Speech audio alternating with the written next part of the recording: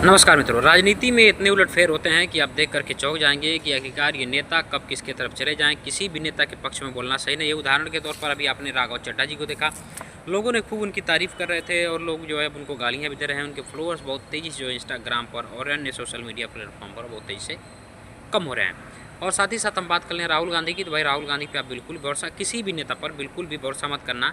ये कब किधर पलट जाए, पैसों के लिए या किसी और चीज़ के लिए, किसी बड़ी पदवी के लिए कोई गारंटी नहीं होती। इसीलिए किसी अंधभक्त नहीं बनना चाहिए। अंधभक्त का कहने का अर्थ है कि किसी भी नेता के पीछे आंख धो करके, मुंह धो करके नहीं पड़ना चाहिए कि आंख बंद कर लिया उसके पीछे घूम रहे हैं, जो कह रहा सब सही है।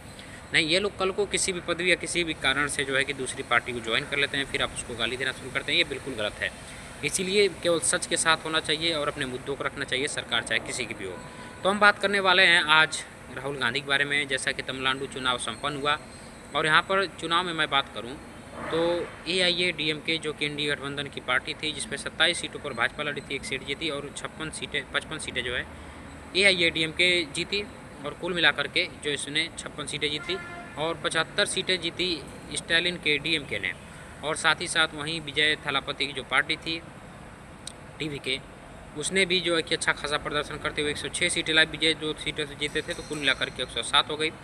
और जिस प्रकार से 55 साल से जो है कि कांग्रेस और DMK का गठबंधन था, वह गठबंधन जो है कल राहुल गांधी ने तोड़ करके TVK के साथ जो है खुद को जोड़ लिया। यानी कि उन्होंने अपना गठबंधन, कांग्रेस ने अपना गठबंधन तोड़ करके DMK के साथ जो है कि अब जोड़ लिया है। अब आप इसे उम्मीद लगा सकते हैं कि आखिरकार आने वाले समय में राहुल गांधी के जो चुनाव हैं वह किस प्रकार से होने वाले हैं। यहाँ तक कि आम आदमी पार्टी से भी लोग प्रचार करने आए थे, AP वाले भी आए थे, मैंने सब लोग आए थे, मैंने कोई फ़ायदा नहीं हुआ।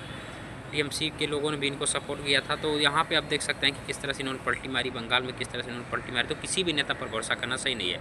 और लोगों की प्रक्रिया ये आ रही है कि चलो आज राहुल गांधी ने इनका हाथ तो थाम लिया मजबूती दे करके, लेकिन सबसे बड़ी दिक्कत यह है कि ये CM बनाएंगे कैसे। कांग्रेस के 5 विधायकों का समर्थन मिल चुका है, उसके बावजूद भी विजय को अभी 6 विधायकों की आवश्यकता है पूर्ण बहुमत के लिए। तो हो सकता है कि विजय का जो CM बनने का जो सपना है वह सपना ही रह जाए। और जयललिता की पार्टी में से भी कुछ विधायक आने के लिए तैयार हैं, लेकिन उस पर भी बहस चल रही है। तो देखना यह है कि क्या MK स्टालिन और जयललिता की पार्टी एक होती है विजय थालापति को रोकने के लिए, क्योंकि इन दोनों के पास पूर्ण बहुमत के लिए बहुत सारी सीटें बाकी हैं। अब मान इतनी है कि वो पूर्ण बहुमत के साथ अपनी सरकार बना सकते हैं। तो देखना बहुत बड़ी बात है कि आगे उलटफेर होता है कि नहीं, क्योंकि DMK जो है अब अकेली पड़ चुकी है। तो हो सकता है कि नरेंद्र मोदी उसका हाथ थाम लें। खैर, आपको क्या लगता है, क्या CM बन पाएंगे या नहीं विजय थालापति, या फिर उन्हें अगले चुनाव का इंतज़ार करना पड़ेगा?